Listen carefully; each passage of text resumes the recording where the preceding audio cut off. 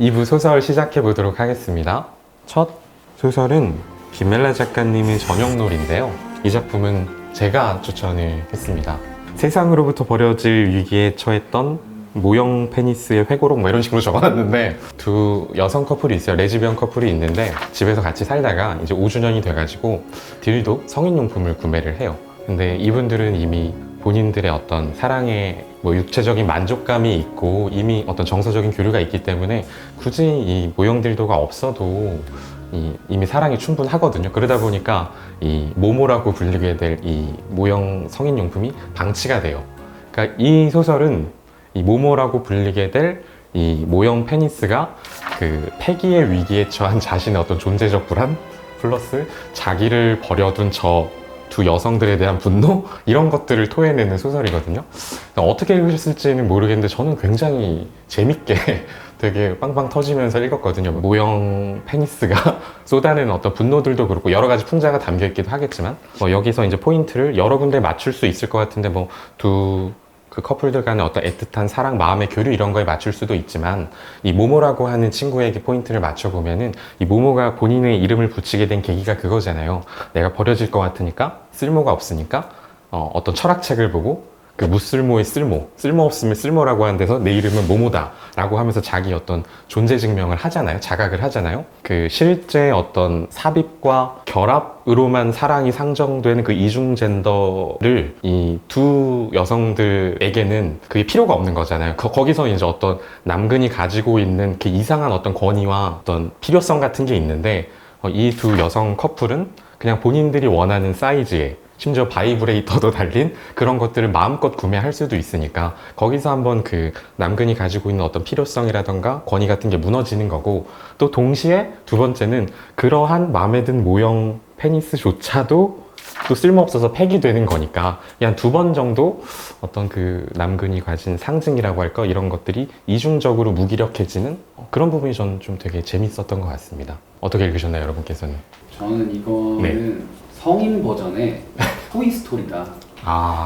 섹스 토이잖아요, 결국에도. 그래서 그 토이스토리의 스토리 플롯이 버려진 장난감들의 애환과 비운을 담고 있는데, 이거는 완전 성인판 토이스토리처럼 읽혀져서 저도 되게 재밌었고, 모형 페니스라는 거를 만드는 사람들이 대부분 남자였구나라는 생각을 많이 했어요.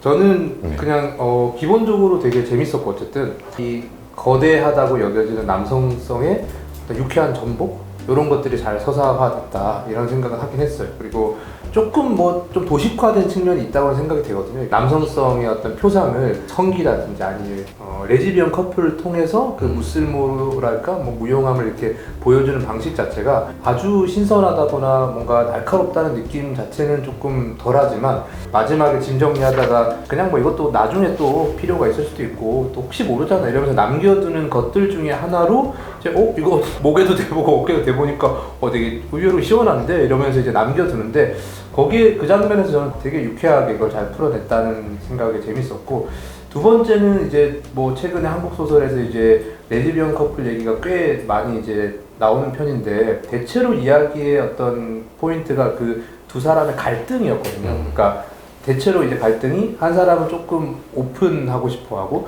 한 사람은 우리 관계를 이렇게 좀 닫으려고 하는데, 그 구도가 별로 드러나지 않아서 좋았어요. 그러니까 늘 그런 식의 구도로 이 두 연인이 갈등하고 힘들어하고 막 되게 뾰족하게 대립했었는데, 여기서는 굉장히 두 커플이 서로를 잘 보듬어주고 마지막까지 두 사람이 또 어떤 갈등과 파국으로 가는 거 아닐까 했는데, 이게 굉장히 유쾌한 방식으로 끝까지 이렇게 가서 그 지점도 되게 좋게 읽었습니다. 이 모모 1인칭 시점이 저도 재밌었는데, 어떤 자기의 중심성 그런 거 드러내고 막 허세 같은 것도 좀 있고 막 왜 나에게 집중하지 않아 이런 거 자체가 굉장히 자기 중심적이잖아요. 그래서 되게 풍자적이고 저도 재밌었는데, 저는 이렇게 처음에는 그 시점 설정이 시선을 사로잡는데 이제 점점 이 눈점과 먹점의 이야기로 집중이 확 됐어요.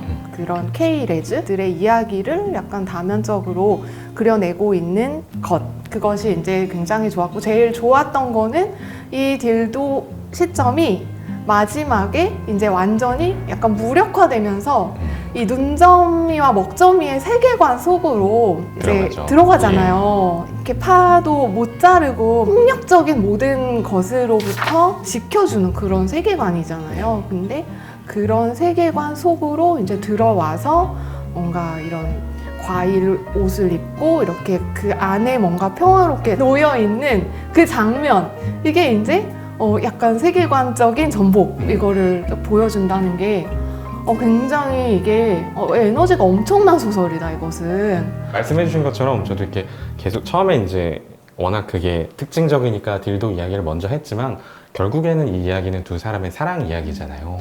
그래서 그게 너무 좋았어요. 저는 집이라는 것에 주목을 했는데 이성의 중심적인 이 사회에서 인정받지 못하는 이런 사랑, 이런 관계가 되게 집착하는 곳이, 그러니까 자기들만의 공간, 이 집, 함께 살 수 있는 집인 것 같은데 이 집 안에서만 통하는 그런 이름들이 있잖아요. 파파, 뭐 모모, 뭐 이런 것들, 눈점이, 먹점이, 그리고 이 집 안에서만 통하는 쓸모, 뭐 이것이 밖에 나가면 딜도이겠지만 우리 집에서는 뭐 안마기야, 뭐 도깨비 방망이야, 이런 식으로, 그러니까 그 집 하나하나가 그 나름의 세계일 수 있다는 그런 세계관, 이런 것을 좀 상상해보게 하는 그런 소설이라는 점에서 이성애, 뭐 동성애 이런 구분이 아니라 뭔가 그냥 자신의 정체성, 그리고 이 나의 정체성으로 인해서 맺게 된 특별한 관계들, 이런 것이 어떻게 독자적인 세계를 상상해보게 만드는가, 그런 쪽으로도 좀 생각해볼 수 있는 소설이 아닐까 싶었습니다.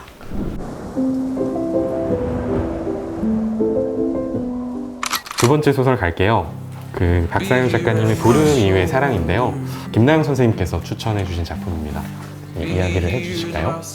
네, 되게 여러 편의 소설들을 읽으면서 이제 이렇게 추천하고 싶은 작품이 되게 많았는데 소리내서 웃어본 소설이 최근에 있었을까 싶을 정도로 중간중간 되게 유쾌하게 말놀이하는 부분이 있는데 그런 부분이 되게 재밌었고, 나와 남준의 사랑 이야기이고, 관계 속에서 이제 여러 직장 동료들이라든가 사회에서 만났던 관계들이 등장하는데, 어쨌든 나와 남준의 사랑 이야기가 이 보름 이후의 사랑의 어떤 중요한 핵심 축이죠.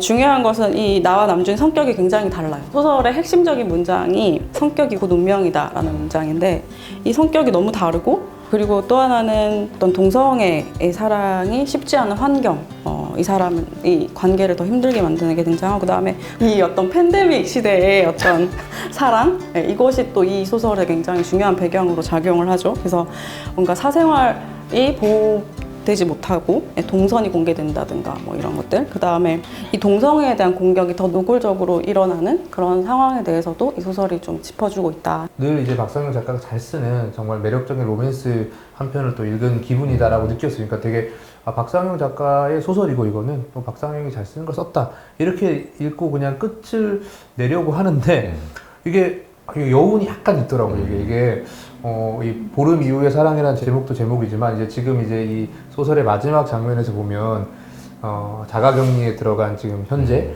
이제 그게 끝나고 나서 이 두 사람이 어떻게 될까라는 걸 이제 남겨둔 채로 소설이 끝이 나는데, 주인공이 놓여 있는 상황과 마음, 그리고 그 남준이라는 인물의 또 마음, 이런 것들이 어떻게 이게 화합할 수 있을까, 혹은 이 사람들이 지금 많은 어떤 에너지와 경제력을 투자해서 합쳤는데 이게 만약에 어떤 종류로 파국에 이르면 어떻게 수습하지, 이런 막 복잡한 마음들이 들면서 꽤 여운이 오래 가서 박상영 작가의 소설은 확실히 뭔가 매력이 있다. 저는 이 공포는 굉장히 좀 크게 느껴졌어요. 왜냐하면 강제 아우팅 공포와 그 다음에 남준이가 너무 그런 게 크니까 이제 관계 단절의 공포를 또 나는 느끼고 있고, 그래서 이 두 사람들이 또 보름이라는 시간을 혼자 이렇게 지내면서 그것은 점점 더 커질 것이고 그럴 거라고 생각을 해요. 근데 그것들을 그냥 여운으로 줬어요. 그냥 상상하고 우리가 느끼도록. 나와 남준의 사랑 얘기만 하는 것이 아니고 되게 좀 더 깊은 이야기를 하는 것 같아요. 그래서 저는 이 보름 이후의 사랑이란 제목에 대해 생각을 해봤는데, 이 보름 이후라는 것은 일단 1차적으로는 자가격리 이후잖아요. 2주 격리하고, 근데 이게 되게 인위적으로 세상과 단절시키는 그 시간이고, 나와 남준이 단절되는 그런 시간이기도 하지만 비유적으로 봤을 때 이 내가 항상 시작점에서 원점에서